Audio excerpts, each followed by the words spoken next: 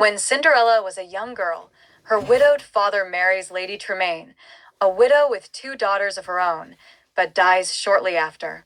Jealous of her stepdaughter's beauty and determined to forward her own daughter's interests, Lady Tremaine orders Cinderella to become a scullion in her own chateau, overburdening her with chores. Cinderella's stepsisters, Anastasia and Drizella, also take advantage of her meekness, mocking her and adding to her workload. Despite this, Cinderella remains kind of heart, obediently doing her chores whilst taking care of the mice and birds that live in the chateau, making friends of them, mainly of two mice named Jack and Gus. She also protects them from being eaten by her stepmother's cat Lucifer, who makes her duties even harder in retaliation. One day, the local king becomes impatient for his son, the prince, to provide him with grandchildren and invites all the eligible maidens in the kingdom to a royal ball so that the prince will choose one as his wife. Wanting to attend, Cinderella finds a dress of her late birth mother's to fix up. Fearing she will upstage them at the ball, Lady Tremaine and the stepsisters deliberately keep her busy with no time to spare. Jack, Gus, and the other animals decide to fix up the dress for Cinderella using beads and a sash discarded by the stepsisters. However, when Cinderella attempts to go to the ball with her family, the stepsisters recognize their belongings and angrily tear the dress apart before leaving Cinderella behind. A distraught Cinderella runs out to the garden in tears, where she is met by her fairy godmother, who has come to help. She transforms a pumpkin into a carriage, Jack, Gus, and two other mice into horses, Cinderella's old horse Major into a coachman, and her bloodhound, Bruno, into a footman.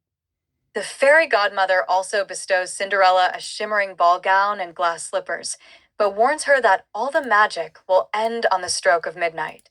Cinderella arrives at the ball and is not recognized by the stepsisters, although Lady Tremaine believes something is familiar about her. The prince is instantly smitten, so the king orders the Grand Duke to make sure the romance goes without a hitch.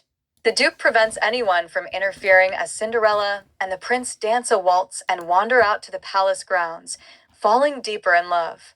However, when Cinderella hears the clock tolling midnight, she runs away before she and the prince can exchange names. Despite the efforts of the Grand Duke, Cinderella flees the palace, losing one of her slippers on the staircase. The palace guards pursue, but when the magic ends on the stroke of 12, Cinderella and the animals revert to their former appearances and hide in the woods. Cinderella discovers the other glass slipper is still on her foot and takes it home with her. The prince promises he will marry none but the girl who fits the glass slipper. The king orders the Grand Duke to try the shoe on every girl in the kingdom until he finds a match.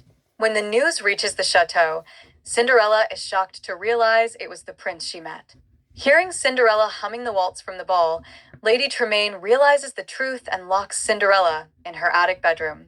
While the stepsisters unsuccessfully try on the slipper, Jack and Gus steal the key back from Lady Tremaine. As they take the key to Cinderella, Lucifer attempts to stop them, but the birds summon Bruno, who scares Lucifer out of the house. A freed Cinderella hurries to meet the Grand Duke. In a last effort to prevent Cinderella from overshadowing her daughters, Lady Tremaine causes a page to trip and break the glass slipper. Cinderella reveals she has the other slipper, which the Grand Duke places on her foot, much to Lady Tremaine's shock.